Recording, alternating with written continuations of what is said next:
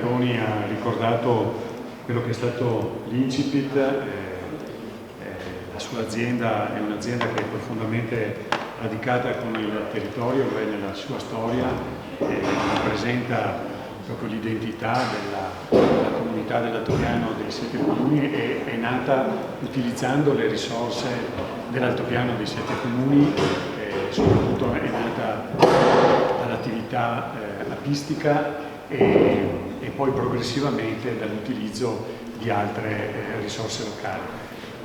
L'azienda è l'azienda che tutti voi conoscete, un'azienda internazionale che produce e commercia a grande scala, e Andrea aveva da anni un'idea nel cassetto, che è uno dei piccoli frutti selvatici che sono alla base dell'attività della sua azienda, potesse almeno in quota parte tornare ad essere prodotto direttamente nella sua terra. E appunto in quelle chiacchiere che hanno portato a quel libro che lui ha finanziato e ha distribuito in tutto quanto l'altopiano, dove raccontiamo la storia dei boschi dell'altopiano negli ultimi 100 anni, e volontariamente mi è toccato il ruolo di Cassandra, perché si diceva questi boschi sono meravigliosi, li guardi, è un panorama di pace, di serenità, però sono dei boschi che l'occhio di un forestale, non era solo il mio ovviamente, ma quello di tanti amici con cui ci siamo confrontati, dicono attento, da un momento all'altro potrebbe crollare. E allora se vuoi che non crolli devi fare tante cose, quello di diradarli sicuramente, ma era più in generale il concetto dell'aumento della ripresa, tagliare molto di più, non tagliare il 20% dell'incremento in boschi che erano già troppo carichi di massa, molto instabili. E da lì poi tanti di questi ragionamenti hanno preso forma. Il primo concetto è che, come si è visto, come era annunciato anche in questo libro che Andrea ha voluto usare come introduzione, le nostre foreste di fronte al cambiamento climatico sono fragili. Il cambiamento climatico non è solo tempeste come Vaia, sempre più violente e purtroppo frequenti. Ricordiamoci che Vaia è la prima grande tempesta a sud, nel versante sud delle Alpi. Qualcuno dirà non ne succederanno più delle altre, ecco, non è molto prudente, ma noi sappiamo che ci sono altri fattori di rischio.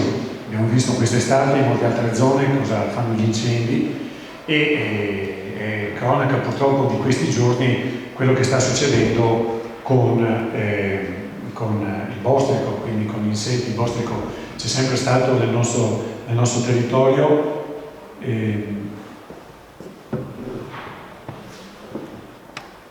Sappiamo che fenomeni di questo genere diventano sempre più aggressivi, sempre più pesanti.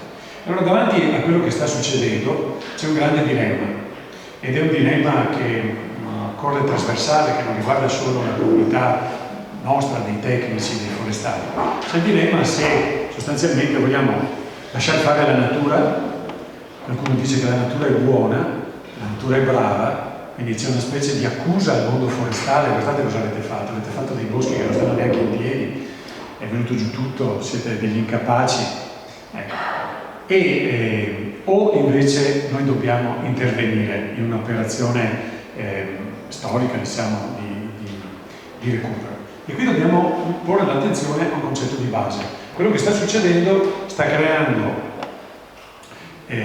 sicuramente delle gravi perdite economiche. Abbiamo visto i danni di Vaia, citavo anche prima, è stato stimato all'Università di Padova che solo Vaia abbia prodotto solo nel Veneto danni, perdita di valore dei boschi per oltre 60 milioni di euro, cioè il valore che c'era prima in piedi e cosa abbiamo poi realizzato vendendo è una perdita veramente imponente.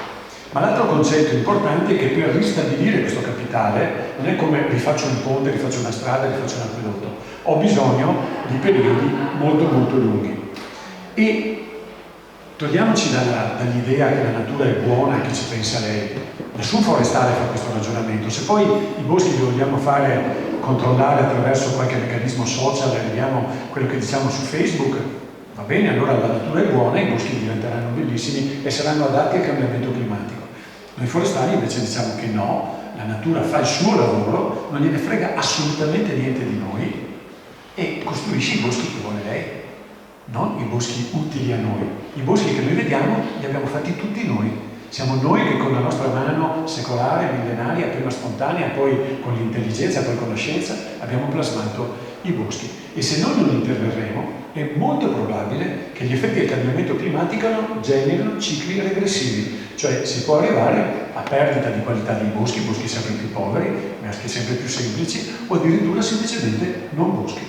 Una zona dove vai attirato via tutto e dove adesso la presenza incontrollata del cervo bruca completamente la rinnovazione sarà un non bosco. Quindi non è assolutamente vero che lascia fare alla natura e tutto sarà più bello di prima. Ecco, e quindi noi abbiamo due strumenti, qui il pensiero è quello dei forestali, abbiamo lo strumento della migrazione assistita della vegetazione, cioè oggi che abbiamo l'occasione di andare nelle aree distrutte, tipo Vaia, gli incendi, gli attacchi di bostrico, andiamo a ricostruire artificialmente questi boschi, interveniamo però pensando che dobbiamo costruire oggi i boschi di domani e quindi non posso lasciare che siano i portaseme locali che seminano le provenienze che c'erano già qui probabilmente a fine 800 come patrimonio genetico e siano in grado di darci i boschi che staranno bene fra 200 anni nel nostro territorio. Per fare questo abbiamo bisogno di rivedere profondamente il nostro sistema vivaistico, abbiamo bisogno di lavorare molto sulla biodiversità proprio a livello delle piantine forestali che andiamo a mettere a dimora. E questo è un grande tema, un tema che il nostro progetto tocca perché ci dà proprio la mission: vai, pianti e metti giù oggi le piante adatte al futuro. L'altro grande tema è quello dell'accessibilità ai boschi, quindi qua dico cose che agli amici friulani sono molto molto chiare. Abbiamo bisogno di dotarci di una rete viabilistica adeguata a poter intensificare la nostra presenza di coltivazione dei boschi. E quello che è nuovo in questo progetto, quello che è veramente innovativo in questo progetto, è che a prendersi cura della ricostruzione dei boschi intervengono i privati. Non è che siamo obbligati a fare questo, però abbiamo visto anche prima nella tavola rotonda, abbiamo sentito parlare, lo Stato non c'è in questo caso perché la materia è delegata alle regioni. Lo Stato col PNRR avrebbe dovuto mettere delle risorse, non le ha messe.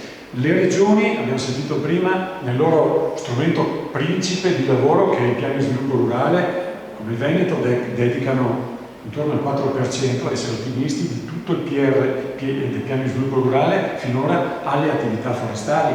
Quindi alla fine, di fronte a Vaia, non sono state usate le risorse straordinarie messe a disposizione dal governo nazionale per agire sui boschi. Abbiamo fatto benissimo su tanti altri contesti, ma non abbiamo agito sui boschi. E allora per fortuna c'è una propensione moderna di prendersi cura dei boschi da parte di soggetti privati che lo fanno all'interno della loro, diciamo in generale, responsabilità sociale di impresa, lo fanno anche per promuovere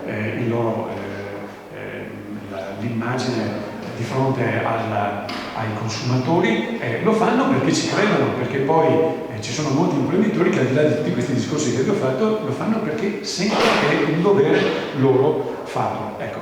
E Life Vaia ha proprio questo al centro, poi Maurizio ci spiegherà brevemente come funzionerà il gioco. Io adesso non vi spiego il gioco di Life Vaia, vi dico solo che alla fine gli strumenti che noi utilizziamo sono fondamentalmente due dentro questo progetto. Da un lato l'intervento dei privati a supporto della proprietà, saranno proprietà comunali, saranno le proprietà di Veneto Agricoltura, saranno altre proprietà anche negli altri paesi che partecipano, la Francia e la Spagna, dove addirittura avremo proprietà private, dove si andrà ad intervenire e si interverrà sostanzialmente costruendo dei sistemi di tipo agroforestale. Siamo tutti abituati a pensare che un sistema agroforestale sostanzialmente è un sistema agricolo con sopra qualche albero, poi a seconda che siano seminativi o siano dei pascoli abbiamo i sistemi silvorabili o silvopastorali.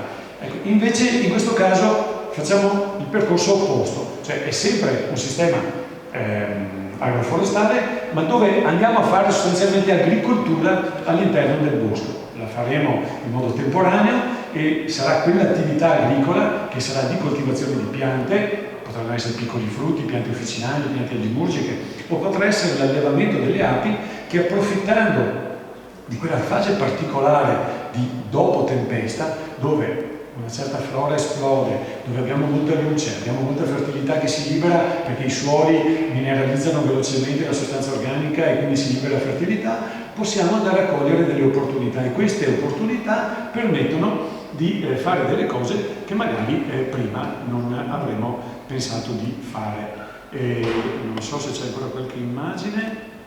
Sì, ecco, quello che è importante è che noi sostanzialmente pensiamo di usare come strumento quella parte della produzione di un bosco che normalmente mettiamo lì in un angolino, i prodotti non legnosi che raramente riusciamo, Paola, a vendere a qualcuno e soprattutto i servizi ecosistemici. Ecco, di queste cose poi ci parlerà, immagino, proprio la professoressa Paola Gatto.